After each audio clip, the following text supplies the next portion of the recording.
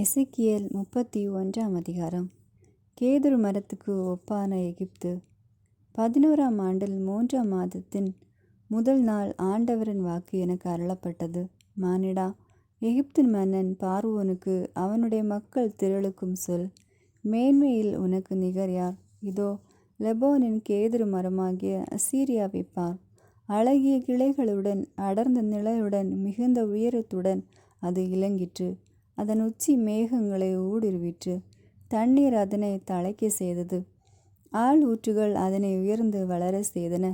அவை தம் அருவிகளாக அதனை சுற்றி ஓடி கால்வாய்களாக காட்டின் எல்லா மரங்களுக்கும் நீர் பாய்ச்சின. காட்டின் எல்லா மரங்களையும் விட அது ஓங்கி வளர்ந்தது. அதன் தளிர்கள் பெருகின. நீர் வளத்தால் கிளைகள் நீண்டன. கொப்புகள் மிகுந்தன. வானத்து பறவைகளெல்லாம் அதன் கிளைகளில் கூடுகள் கட்டின. காட்டு விலங்குகளெல்லாம் கன்றுகள் ஈன்றன. அதன் நிழலில் பெரிய நாடுகளெல்லாம் வாழ்வு கண்டன. மிகுந்த நீரினுள் அதன் வேர்கள் சென்றதால் கிளைகள் தழைத்து அது அழகு தோற்றமிக்கதாயிருந்தது. கடவுளின் சோலையில் இருந்த கேதுரு மரங்களுக்கு அதற்கு சமான கிளைகள் இல்லை. அர்மோன் மரங்களுக்கு அதற்கு இணையான கொப்புகள் இல்லை. கடவுளின் சோலையில் இருந்த எந்த மரமும் அதே போன்று அழகுடன் இருந்ததில்லை. அடர்ந்த கிளைகளால் நான் அதனை அழகுபடுத்தினேன். கடவுளின் சோலையாகிய ஏதேன் தோட்டத்தின் மரங்களெல்லாம் அதன் மேல் பொறாமை கொண்டன. எனவே தலைவராகிய ஆண்டவர் இவ்வாறு கூறுகிறார், அது உயர்ந்து வளர்ந்து தன் உச்சியை மேகங்களுக்குள் நுழைத்து தன் உயரத்தை பற்றி தன் இதயத்தில் செருக்குற்றது. எனவே அதனை வேற்றினத்தாருள் வலிமை மிக்க ஒருவனிடம் ஒப்புவிப்பேன். அவன் அதன் தீச்செயலுக்கு தக்கவாறு அதனை நடத்துவான். நானும் அதனை புறம்பாக்குவேன். மக்களினங்களில் மிக கொடியோரான அந்நியர் அதனை வெட்டி வீழ்த்தி விடுவர். மலைகளிலும் அனைத்து பள்ளத்தாக்குகளிலும் அதன் கிளைகள் வீழ்ந்து கிடக்கும். அதன் கொம்புகள் நாடெங்கிலும் உள்ள ஓடைகளில் முறிந்து கிடக்கும். மண்ணின் மக்களெல்லாம் அதன் நிழலை விட்டு பிரிந்து அதனை புறக்கணிப்பர். வீழ்ந்து கிடக்கும் அதன் மேல் வானத்து பறவைகளெல்லாம் வந்து அடையும். அதன் கிளைகளுக்கிடையே காட்டு விலங்குகள் யாவும் உலவும். இதனால் நீர்நிலைகளுக்கு அருகில் இருக்கும் எம்மரமும் மிகுந்த உயரத்திற்கு வளராது. தன் உச்சியை மேகங்களுக்கு இடையில் நுழைக்காது. நீர்க்காலை அடுத்த எம்மரமும் அவற்றை எட்டும் அளவுக்கு உயராது. ஏனெனில் அவையெல்லாம் பாதாள படுகுழிக்கு செல்லும். மானிடருடன் அழிவுக்கு குறிக்கப்பட்டுள்ளன. எனவே தலைவராகிய ஆண்டவர் இவ்வாறு கூறுகிறார், அந்த மரம் பாதாளத்திற்கு இறங்குகையில் ஆழ்நிலைகள் இழவின் அடையாளமாக அதனை மூட செய்வேன். அதன் ஆறுகளை நிறுத்தி நீர்த்திரளுக்கு அணை போடுவேன். அதனை முன்னிட்டு லெபானனை இருளால் மூடுவேன். காட்டு மரங்கள் எல்லாம் பட்டுப்போம். கீழே படுகுழிக்குள் செல்வோருடன் நான் அதனை பாதாளத்தினுள் தள்ளும்போது நாடுகள் நடுங்கும். நீர் நடுவே வளரும் ஏதோனின் அனைத்து மரங்களும் லெபானின் மேலானவையும் சிறந்தவையுமான மரங்களும் கீழுலகில் ஆறுதல் பெறும். அதன் நிழலில் வாழ்ந்த கூட்டு நாடுகள் அதனோடு சேர்ந்து வாளால் மடிந்தவர்களுடன் பாதாளத்தில் போய் சேரும். மேன்மையிலும் பெருமையிலும் ஏதோனின் எந்த மரம் உனக்கு ஒப்பாகும்? ஆயினும் ஏதேனின் மரங்களுடன் சேர்ந்து நீயும் கீழுலகுக்கு தள்ளப்படுவாய். விருத்த சேதனமில்லார் நடுவே வாளால் மடிந்தாரோடு நீயும் கிடப்பாய். பார்வோனுக்கு அவனது மக்கள் திரளுக்கும் நடக்கவிருப்பது இதுவே என்கிறார் தலைவராகிய ஆண்டவர். 32ஆம் அதிகாரம். முதலைக்கு ஒப்பான எகிப்திய மன்னன். 12ஆம் ஆண்டில் மாதத்தின் முதல் நாளில் ஆண்டவரின் வாக்கு எனக்கு அருளப்பட்டது. மானிடா, எகிப்தின் மன்னன் பார்வோனை குறித்து இரங்கற்பா ஒன்று பாடி அவனிடம் சொல், நாடுகளுக்கிடையே உன்னை ஒரு சிங்கம் என எண்ணுகின்றாய். ஆனால் நீ நீர் வாழ பெருவிலங்கு போல் இருக்கின்றாய். ஆற்றினை சேராக்குகின்றாய். கால்களினால் நீரினை கலக்குகின்றாய். ஆறுகளை குழப்புகின்றாய். எனவே தலைவராகிய ஆண்டவர் இவ்வாறு கூறுகிறார், மாபெரும் மக்கள் கூட்டத்தை கொண்டு நான் என் வலையை உன்மீது வீசுவேன். அவர்கள் என் வலையில் உன்னை இழுத்து வருவர். உன்னை தரையில் வெட்ட வெளியில் எறிந்து விடுவேன். வானத்து பறவைகள் அனைத்தும் உன்மேல் வந்து அடையும். மண்ணுலகின் விலங்குகள் அனைத்தும் உன்னை அடித்து விழுங்கும். உன் சதையை மலைகளின் மேல் வீசி எறிந்து பள்ளத்தாக்குகளை உன் அழுகிய பிணத்தால் நிரப்புவேன். வழிந்தோடு உன் இரத்தத்தால் மலைகள் வரை நிலத்தை நனைப்பேன். நீரோடைகள் உன்னால் நிரம்பியிருக்கும். நான் உன்னை இல்லாமல் ஆக்கும்போது வானங்களை நான் மூடுவேன். அவற்றின் விண்மீன்களை இருள செய்வேன். கதிரவனை மேகத்தால் மறைத்திடுவேன். நிலாவும் அதன் ஒளியை கொடாது. வானத்தின் ஒளி விளக்குகளெல்லாம் உனக்கு இருண்டு போக செய்து உன் நாட்டின் மீது இருள் கவிய செய்வேன் என்கிறார் தலைவராகிய ஆண்டவர். நீ அறியாத அந்நிய நாட்டினரிடையே நான் உனக்கு அழிவை கொண்டு வருகையில் பல மக்களினங்களின் இதயங்களை கலக்கமுற செய்வேன். பல்வேறு மக்களினங்களை உன்னை குறித்து திகிலடை செய்வேன். நான் என் வாளை அவர்களின் மன்னர்கள் முன் வீசுகையில் உன்னை குறித்து அவர்கள் நடுக்கமுறுவர். நீ வீழ்ச்சியுறும் நாளில் அவர்கள் ஒவ்வொருவரும் தம் சொந்த உயிர் குறித்து நடுங்குவர். ஏனெனில் தலைவராகிய ஆண்டவர் இவ்வாறு கூறுகிறார்: பாபிலோன் மன்னனின் வாள் உன்மீது பாயும். மக்களினங்களில் மிக கொடியவரான வலியோரின் வாள்களினால் உன் படைத்திரளை வீழ்ச்சியுற செய்வேன். அவர்கள் எகிப்தின் பெருமையை குலைத்து அதன் மக்கள் திரளை அழிப்பர். நீர்நிலைகளின் ஓரத்தில் உள்ள அதன் கால்நடைகளை எல்லாம் நான் அழித்து விடுவேன். மனித காலடியோ குளம்போ அவற்றை இனி குழப்பாது. அப்போது நான் நீர்நிலைகளை தெளிய செய்து அவற்றின் ஆறுகளை எண்ணெய் போல் ஓட செய்வேன் என்கிறார் தலைவராகிய ஆண்டவர். எகிப்திய நாட்டை நான் பாழாக்குவேன். அதன் நிலத்தினின்று அதில் உள்ளது அனைத்தையும் பறித்திடுவேன். அதில் வாழ்வோரை எல்லாம் அழித்திடுவேன். அப்போது நானே ஆண்டவர் என்பதை அவர்கள் அறிந்து கொள்வர். இது புலம்பி பாடப்படவிருக்கும் ஓர் இரங்கற்பா. நாடுகளின் புதல்வியர் இதனை பாடிடுவர். எகிப்தையும் அதன் அனைத்து மக்கள் திரளையும் குறித்து பாடிடுவர் என்கிறார் தலைவராகிய ஆண்டவர். இறந்தோர் உலகம். 12ஆம் ஆண்டில் முதல் மாதத்தின் 15ஆம் நாளில் ஆண்டவரின் வாக்கு எனக்கு அருளப்பட்டது. மானிடா, எகிப்தின் மக்கள் திரளை குறித்து நீ ஓலமிடு. அதனையும் பெருமை மிகு நாடுகளின் புதல்வியரையும் படுகொலிக்குள் செல்கிறவர்களோடு கீழுலகைக்கு அனுப்பிவை.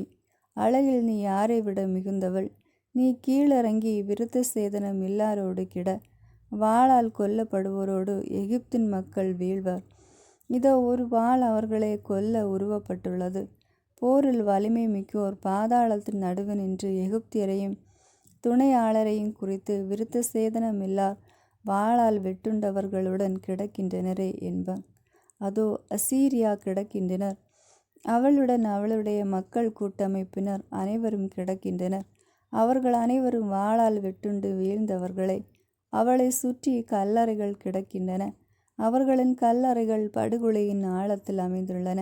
அவளுடைய மக்கள் அவளின் கல்லறையை சுற்றி கிடக்கின்றனர். அவர்கள் அனைவருமே வாளால் வெட்டுண்டு வீழ்ந்தவர்களே. வாழ்வோரு நாட்டில் அச்சத்தை உண்டாக்கியவர்கள். அதோ ஏலாம் கிடக்கின்றாள். அவளுடைய கல்லறையை சுற்றிலும் அவளுடைய மக்கள் கூட்டத்தார் கிடக்கின்றனர்.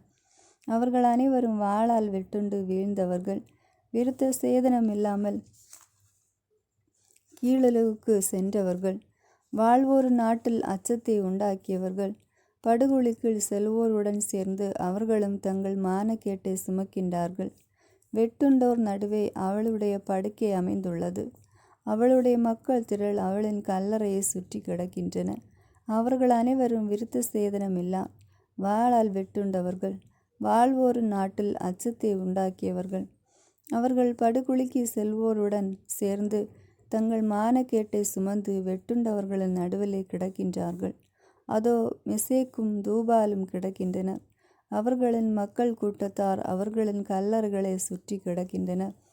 அவர்கள் அனைவரும் விருத்த சேதனம் இல்லாதவர்கள், வாளால் வெட்டுண்டவர்கள். வாழ்வோரு நாட்டில் அச்சத்தை உண்டாக்கியவர்கள்.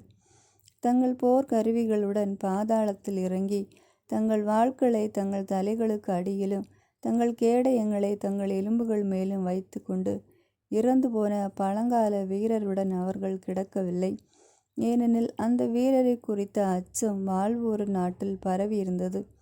எனவே நீங்கள் நொறுக்கப்பட்டு விருத்த சேதனமில்லார் நடுவில் வாளால் வெட்டுண்டவர்களோடு கிடப்பீர்கள். அதோ ஏதோமும் அவளுடைய மன்னர்களும் முதன்மை தலைவர்களும் கிடக்கின்றார்கள். அவர்கள் எத்துணை வலிமை உடையவர்களாயிருந்தும் வாளால் வெட்டுண்டவர்களோடு விருத்த சேதனமில்லாது படுகொலைக்கு செல்வோருடன் கிடக்கின்றார்கள். அதோ வடநாட்டு தலைவர்கள் அனைவரும் எல்லா சீதோனியரும் கிடக்கின்றார்கள். அவர்கள் வலிமையால் எவ்வளவோ அச்சம் விளைவித்தவர்களாயிருந்தும் மானக்கேட்டுக்கு உள்ளாகி வெட்டுண்டவர்களோடு கீழே சென்றுள்ளார்கள். விருத்த சேதனமின்றி வாளால் வெட்டுண்டவர்களோடு அவர்கள் கிடக்கின்றார்கள். படுகுழிக்கு செல்வாரோடு தங்கள் மானக்கேட்டை சுமக்கின்றார்கள். பார்வோனும் அவனுடைய படைத்திரளும் அவர்களை பார்த்து வாளால் வெட்டுண்ட தம் மக்கள் கூட்ட அனைத்துக்காகவும் தம்மை தேற்றிக் கொள்வர் என்கிறார் தலைவராகிய ஆண்டவர். வாழ்வோரு நாட்டில் அவன் அச்சத்தை பரவ செய்ததால் பார்வோனும் அவனுடைய மக்கள் கூட்டத்தார் அனைவரும் விருத்த சேதனமில்லாது வாளால் வெட்டுண்டவர்களுடன் கிடப்பர் என்கிறார் தலைவராகிய ஆண்டவர். 33ஆம் அதிகாரம். கடவுள் எசேக்கியேலை காவலாளியாக அமர்த்தல். ஆண்டவரின் வாக்கு எனக்கு அருளப்பட்டது. மானிடா, உன் மக்களிடம் பேசி அவர்களுக்கு சொல், ஒரு நாட்டின் மேல் நான் வாளை கொணரும்போது அந்நாட்டின் மக்கள் தங்கள் நடுவில் இருந்த ஒரு மனிதரை தேர்ந்தெடுத்து அவனை தங்கள் காவலாளியாக ஆக்கியிருக்க, அவன் அந்நாட்டின் மேல் வாள் வருவதைக் கண்டு எக்காலம் ஊதி மக்களை எச்சரிக்கை செய்யும்போது எக்காலத்தின் ஒலியை எவராவது கேட்டும் எச்சரிப்புக்கு செவி கொடாமல் இருக்க வாள் வந்து அவர்களை வீழ்த்தி சென்றால் அவர்கள் தம் இரத்தப் பழியை தாமே சுமப்பர். எக்காலத்தின் ஒலியை கேட்டிருந்தும் அவர்கள் அந்த எச்சரிப்பை பொருட்படுத்தவில்லை. எனவே அவர்கள் தம் இரத்தப் பழியை தாமே சுமப்பர். ஆனால் அந்த காவலாளி வாள் வருவதைக் கண்டும் எக்காலம் ஊதாமல் இருந்து அதன் மூலம் மக்கள் எச்சரிக்கப்படாமல் இருக்கையில் வாள் வந்து அவர்களுள் எவரையாவது வீழ்த்தும் போது அவர் தம் குற்றத்திலே வீழ்த்தப்பட்டிருப்பினும் அவரது இரத்தப்பழியை நான் காவலாளியின் மேல் சுமத்துவேன். அவ்வாறே மானிடா, நான் உன்னை இஸ்ரேல் வீட்டாருக்கும் காவலாளியாக ஏற்படுத்தியுள்ளேன்.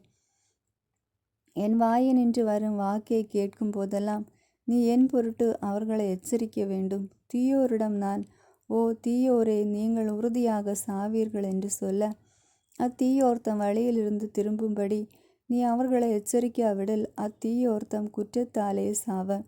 ஆனால் அவர்களது இரத்தப்பழியை உன்மேலேயே சுமத்துவேன். ஆனால் தீயோரை அவர்கள் தம் வழியிலிருந்து திரும்ப வேண்டுமென்று நீ எச்சரித்தும் அவர்கள் தம் வழியிலிருந்து திரும்பாவிட்டால் அவர்கள் தம் குற்றத்திலேயே சாவார். நீயோ உன் உயிரை காத்து கொள்வாய். ஒவ்வொருவரின் பொறுப்பும். நீயோ மானிடா, இஸ்ரேல் வீட்டாரிடம் சொல், நீங்கள் சொல்கிறீர்கள், எங்கள் குற்றங்களும் பாவங்களும் எங்கள் மேல் இருப்பதால் நாங்கள் உருகி போகிறோம். எப்படி நாங்கள் வாழ முடியும்? அவர்களிடம் சொல், தலைவராகிய ஆண்டவர் கூறுவது இதுவே, என் மேல் ஆணை, தீயோர் சாக வேண்டும் என்பது என் விருப்பம் அன்று. ஆனால் அத்தீயோர் தம் வழிகளில் நின்று திரும்பி வாழ வேண்டும் என்பதை என் விருப்பம். ஆகவே உங்கள் தீய வழிகளில் நின்று திரும்புங்கள். இஸ்ரேல் வீட்டாரை நீங்களேன் சாக வேண்டும். மேலும் மானிடா, உன் மக்களிடம் சொல், நேர்மையாளர் தவறிழைக்கும் போது அவர்களுடைய நற்செயல்கள் அவர்களை விடுவிக்கா. தீயோரோ தம் தீமையை நின்று மனமாறிவிட்டால் தம் தீமையை முன்னிட்டு வீழ்ச்சி அடையார். நேர்மையாளர் தவறிழைக்கும் போது தம் முன்னைய நற்செயல்களை முன்னிட்டு வாழ முடியாது. நேர்மையாளர்களிடம் அவர்கள் உறுதியாக வாழ்வது உறுதி என்று நான் சொன்னாலும் அவர்கள் தம் முன்னைய நற்செயல்களை நம்பி தவறிழைத்ததால் அவர்களுடைய நற்செயல்களில் எதுவுமே எண்ணப்பட மாட்டாது. அவர்கள் தம் குற்றத்தாலேயே சாவர். மாறாக தீயோரிடம் நீங்கள் சாவது உறுதி என்று நான் சொன்னாலும் அவர்கள் தம் பாவத்தினின்று விலகி நீதியையும் நேர்மையும் கடைப்பிடித்தால் அவர்கள் தாங்கள் வாங்கிய பணைய பொருட்களை திருப்பி கொடுத்ததால் திருடி கவர்ந்தவற்றை திருப்பி தந்தால் வாழ்வழிக்கு நியமங்களின்படி நடந்து தீச்செயல் எதுவும் செய்யாதிருந்தால் அவர்கள் வாழ்வது உறுதி, சாகார். அவர்கள் செய்த பாவம் எதுவுமே அவர்களுக்கு எதிராக எண்ணப்பட மாட்டாது. நீதியையும் நேர்மையையும் அவர்கள் கடைபிடித்ததால் அவர்கள் வாழ்வது உறுதி. இருப்பினும் ஆண்டவரின் நெறிமுறை நீதியற்றது என உன் மக்கள் சொல்கிறார்கள். ஆனால் அவர்கள் நெறிமுறைதான் நீதியற்றது. நேர்மையாளர் தம் நன்னறியின் நின்று பிறழ்ந்து தவறிழைத்ததால் அதன் பொருட்டு அவர்கள் சாவார். தீயோரும் தம் தீமையை நின்று விலகி நீதியையும் நேர்மையும் கடைபிடித்தால் அதன் பொருட்டு அவர்கள் வாழ்வர். இருப்பினும் ஆண்டவரின் நெறிமுறை நீதியற்றது என நீங்கள் சொல்கின்றீர்கள். இஸ்ரேல் வீட்டாரை, உங்களில் ஒவ்வொருவரையும் அவரவர் நெறிமுறைக்கு தக்கவாறு நான் தீர்ப்பிடுவேன். எருசலேமின் வீழ்ச்சியின் செய்தி. எங்கள் சிறையிருப்பின் 12ஆம் ஆண்டில் 10ஆம் மாதத்தின் 5ஆம் நாள் எருசலேமிலிருந்து தப்பி ஓடி வந்த ஒருவன் என்னிடம் வந்து, நகர் வீழ்ந்து விட்டது என்றான். தப்பியவன் வருவதற்கு முன் மாலையில் ஆண்டவரின் கை என்மேல் இருந்தது. அம்மனிதன் காலையில் என்னிடம் வருமுன் ஆண்டவர் என்னை வாய் திறக்க செய்தார். ஆகவே என் வாய் திறக்கப்பட்டிருக்க நான் பேச இயலாதவனாயில்லை. மக்களின் பாவங்கள். ஆண்டவரின் வாக்கு எனக்கு அருளப்பட்டது. மானிடா, இஸ்ரேல் நாட்டின் பாலிடம் வாழ் மக்கள். ஆபிரகாம் தனியொரு மனிதராக இருந்தும் அவர் நாட்டை தம் உடைமையாக்கி கொண்டிருந்தார். அப்படி இருக்க நாம் பலராய் இருக்கும்போது இந்த நாடு நமக்கே உரிமையாய் தரப்பட்டுள்ளதன்றோ என்று சொல்கிறார்கள். எனவே அவர்களிடம் சொல், தலைவராகிய ஆண்டவர் இவ்வாறு கூறுகிறார்: நீங்கள் குருதியுடன் சேர்ந்து இறைச்சியை உண்கிறீர்கள், உங்கள் தெய்வ சிலைகளுக்கு வணக்கம் செலுத்துகிறீர்கள், கொலை செய்கிறீர்கள். அவ்வாறு இருக்க நீங்கள் நாட்டை உரிமையாக்கி கொள்வீர்களோ? உங்கள் வாள்களின் மீது நம்பிக்கை வைக்கின்றீர்கள், அருவருப்பான செயல்களை செய்கிறீர்கள். ஒவ்வொருவனும் அடுத்தவன் மனைவியை கெடுக்கிறான். அவ்வாறு இருக்க நீங்கள் நாட்டை உரிமையாக்கி கொள்வீர்களோ? அவர்களுக்கு இதை சொல், தலைவனாகி ஆண்டவர் கூறுவது இதுவே: என்மேல் ஆணை, பாலிடம் வாழ் எஞ்சியோர் வாளால் வீழ்வார். வயல்வெளியில் இருப்போரை காட்டு விலங்குகளுக்கு இரையாய் அளிப்பேன். கோட்டையிலும் குகையிலும் தங்கியிருப்போர் கொள்ளை நோயால் மடிவர். அழிவுக்கும் வெறுமைக்கும் நாட்டை கையளிப்பேன். அதன் வலிமையின் பெருமை முடிவுக்கு கொண்டு வரப்படும். இஸ்ரேலில் மலைகள் பாழாய்ப்போம், அங்கே நடமாட்டம் ஏதும் இராது.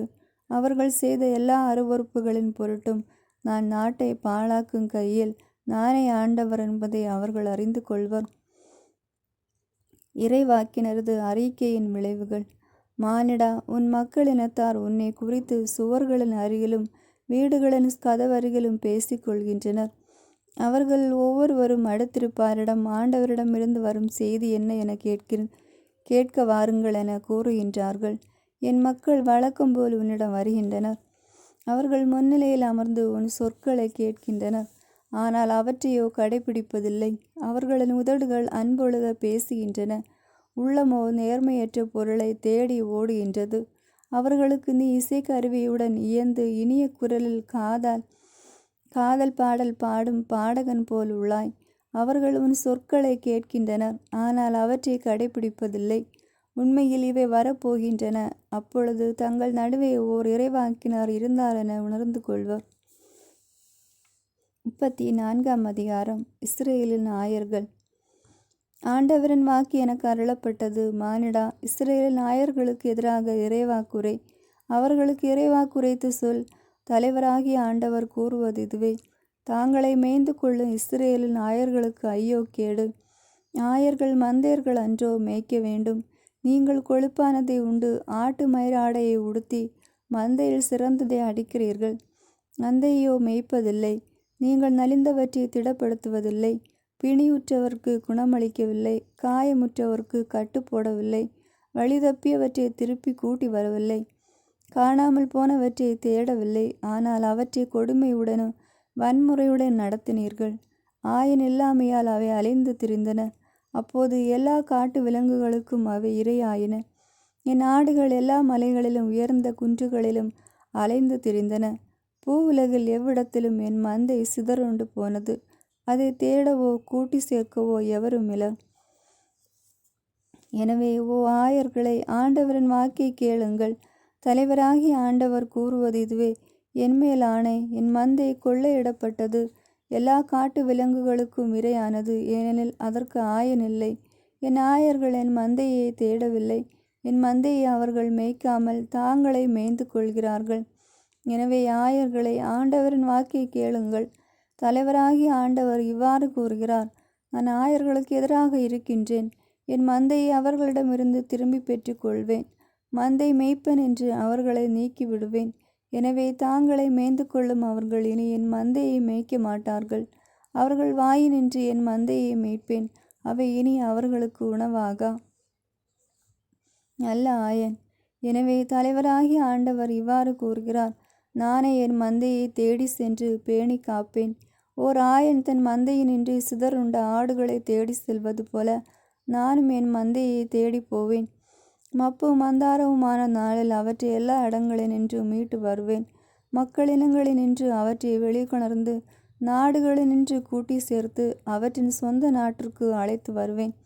அவற்றை இஸ்ரேலில் மலைகளிலும் ஓடையோரங்களிலும் நாட்டின் எல்லா குடியிருப்புகளிலும் மேய்ப்பேன். நல்ல மேய்ச்சல் நிலத்தில் அவற்றை மேய்ப்பேன். இஸ்ரேலில் மலை உச்சிகளில் அவற்றின் மேய்ச்சல் நிலம் இருக்கும். அங்கே வளமான மேய்ச்சல் நிலத்தில் அவை இளைப்பாறும். இஸ்ரேலில் மலைகளின் மேல் செழிப்பான மேய்ச்சல் நிலத்தில் அவை மேயும். நானே என் மந்தையை மேய்த்து இளைப்பாற செய்வேன் என்கிறார் தலைவராகிய ஆண்டவர். காணாமல் போனதை தேடுவேன், அலைந்து திரிந்ததை திரும்ப கொண்டு வருவேன். காயப்பட்டதற்கு கட்டு போடுவேன், நலிந்தவற்றை திடப்படுத்துவேன். ஆனால் கொழுத்ததையும் வலிமை உள்ளதையும் அழிப்பேன். இவ்வாறு நீதியுடன் அவற்றை மேய்ப்பேன். எனவே தலைவராகிய ஆண்டவர் இவ்வாறு கூறுகிறார்: உன்னை பொறுத்தவரை என் மந்தையே, நான் ஆட்டுக்கும் மாட்டுக்கும் இடையேயும் ஆட்டுக்கிடாய்களுக்கும் வெள்ளாட்டு கிடாய்களுக்கும் இடையேயும் நீதி வழங்குவேன். நீங்கள் நல்ல மேய்ச்சல் நிலத்தில் மேய்வது போதாதென்றா எஞ்சிய மேய்ச்சல் நிலங்களை காலால் மிதிக்கிறீர்கள்? நல்ல நீரை குடித்துவிட்டு எஞ்சிய நீரை காலால் கலக்குகிறீர்களே. உங்கள் கால்களால் மிதிக்கப்பட்டதை என் மந்தை உண்ண வேண்டுமா? உங்கள் கால்களால் கலக்கப்பட்டதை என் மந்தை குடிக்க வேண்டுமா? எனவே தலைவராகிய ஆண்டவர் அவர்களுக்கு இவ்வாறு கூறுகிறார்: நானே கொழுத்த ஆட்டுக்கும் நலிந்த ஆட்டுக்கும் இடையே நீதி வழங்குவேன். நலிந்த ஆடுகளை விலாவினாலும் முன்ன தொடையினாலும் இடித்து தள்ளி உங்கள் கொம்புகளால் முட்டி அவற்றை வெளியே விரட்டி அடிக்கிறீர்கள். எனவே நான் என் மந்தையை மீட்பேன், அவை இனிமேல் கொள்ளையிடப்படா. நான் ஆட்டுக்கும் மாட்டுக்கும் இடையே நீதி வழங்குவேன். எனவே அவற்றிற்கு என் ஊழியன் தாவீதை ஒரே ஆயனாய் அமர்த்துவேன். அவன் அவற்றை மேய்த்து அவற்றிற்கு ஆயனாயிருப்பான். ஆண்டவராகிய நான் அவர்கள் கடவுளாயிருப்பேன்.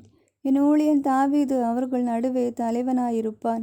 ஆண்டவராகிய நானே இதை உரைத்தேன். சமாதான உடன்படிக்கையை அவர்களோடு செய்து கொள்வேன். காட்டு விலங்குகளை நாட்டு நின்று வெளியேற்றுவேன். எனவே என் மந்தை திறந்த வெளியில் பாதுகாப்பாய் வாழ்ந்து காடுகளில் உறங்கும். அவர்களுக்கு குன்றினை சுற்றிய இடங்களை ஆசியாக கொடுப்பேன். ஏற்ற காலத்தில் மழையை வர செய்வேன். அவர்கள் ஆசி மழையாக இருப்பர். வயல்வெளி மரங்கள் கனி கொடுக்கும், நிலமோ நல் விளைச்சல் நல்கும். அவர்கள் தங்கள் நாட்டில் பாதுகாப்பாயிருப்பர். நான் அவர்களின் தலைகளை தகர்த்து அடிமைப்படுத்தியவர் கையினின்று அவர்களை விடுவிக்கையில் நானே ஆண்டவர் என்பதை அறிந்து கொள்வர். இனிமேல் அவர்கள் மக்களுக்கு கொள்ளை பொருளாயிரார். நாட்டின் கொடிய விலங்குகளும் அவர்களை விழுங்க மாட்டா. அவர்கள் எத்தகைய அச்சுறுத்தலும் இன்றி பாதுகாப்பாய் வாழ்வர். சிறப்புமிகு பண்ணை ஒன்று அவர்களுக்கு எழும்ப செய்வேன். அவர்கள் இனி நாட்டில் பஞ்சத்தால் வாட மாட்டார்கள். மக்களினங்களின் இழிச்சொல்லையும் இனி சுமக்க மாட்டார்கள். அப்போது அவர்களுடைய கடவுளும் ஆண்டவருமாகிய நான் அவர்களோடு இருக்கிறேன் என்பதையும், இஸ்ரேலின் வீட்டாராகிய அவர்கள் என் மக்களாக இருக்கிறார்கள் என்பதையும் அறிந்து கொள்வார்கள் என்கிறார் தலைவராகிய ஆண்டவர். நீங்கள் என் மேய்ச்சலின் மந்தையாகிய மக்கள், நான் உங்கள் கடவுள் என்கிறார் தலைவராகிய ஆண்டவர். 35ஆம் அதிகாரம். ஏதோமுக்கு கடவுளின் தண்டனை. ஆண்டவரின் வாக்கு எனக்கு அருளப்பட்டது: மானிடா, உன் முகத்தை சேயீர் மலைகளுக்கு நேராய் திருப்பி அதற்கு எதிராய் இறைவாக்குரை. அதற்கு சொல்: தலைவராகிய ஆண்டவர் இவ்வாறு கூறுகிறார்: சேயீர் மலையே, நான் உனக்கு எதிராய் இருக்கிறேன். என் கையை உனக்கு எதிராய் நீட்டி உன்னை பாழிடமாகவும் வெற்றிடமாகவும் மாற்றுவேன். உன் நகர்களை இடிபாடுகளாய் மாற்றுவேன். நீ பாழிடமாயிருப்பாய். அப்போது நானே ஆண்டவர் என்பதை நீ அறிந்து கொள்வாய். ஏனெனில் முற்கால பகையை மனதில் கொண்டு நீ இஸ்ரேலரை அவர்களின் துன்ப காலத்தில் அவர்களது தண்டனையின் உச்சக்கட்டத்தில் வாளுக்கு இரையாக்குமாறு கையளித்தாய். எனவே என்மேல் ஆணை, உன்னை இரத்தப்பழிக்கு கையளிப்பேன். அப்பழி உன்னை தொடரும். நீ இரத்தம் சிந்துதலை வெறுக்காததால் அது உன்னை தொடரும் என்கிறார் தலைவராகிய ஆண்டவர். சேயீர் மலையை பாழிடமாகவும் வெற்றிடமாகவும் மாற்றுவேன். அதன் வழியாய் செல்லும் போக்குவரத்தை நிறுத்துவேன். உன் மலைகளை கொலை உண்டவர்களால் நிரப்புவேன். வாளால் கொல்லப்பட்டோர் உன் குன்றுகளிலும் பள்ளத்தாக்குகளிலும் எல்லா ஓடைகளிலும் வீழ்வர். உன்னை என்றென்றும் பாழிடமாய் ஆக்குவேன். உன் நகரங்கள் குடியேற்று போகும். அப்போது நானே ஆண்டவர் என்பதை அறிந்து கொள்வாய். ஆண்டவராகிய நான் அங்கே இருந்தபோதும் நீ இவ்விரு இனங்களும் நாடுகளும் என்னுடையவை, நான் அவற்றை உடைமையாக்கி கொள்வேன் என சொன்னாய். எனவே என்மேல் ஆணை, நீ அவர்களுக்கு எதிராக காட்டிய பகைமைக்கும் சினத்திற்கும் பொறாமைக்கும் ஏற்ப நான் உன்னை நடத்துவேன். நான் உன்னை தீர்ப்பிடும்போது அவர்களுக்கிடையே என்னை அறிய செய்வேன் என்கிறார் தலைவராகிய ஆண்டவர். அப்போது நீ இஸ்ரேலில் மலைகளுக்கு எதிராக சொன்ன எல்லா இழி சொற்களையும் ஆண்டவராகிய நான் கேட்டேன் என அறிந்து கொள்வாய். அவை பாழாக்கப்பட்டு விட்டன, இரையாக தரப்பட்டுள்ளன என்று நீ சொன்னாய். நீ எனக்கு எதிராய் பெருமை பாராட்டி உன் வாயினால் எனக்கு எதிராய் கட்டுப்பாடற்ற சொற்களை உரைத்தாய். அவற்றை நான் கேட்டேன். எனவே தலைவராகிய ஆண்டவர் இவ்வாறு கூறுகிறார்: உலகம் முழுவதும் மகிழ்வடையும்படி நான் உன்னை பாழாக்குவேன்.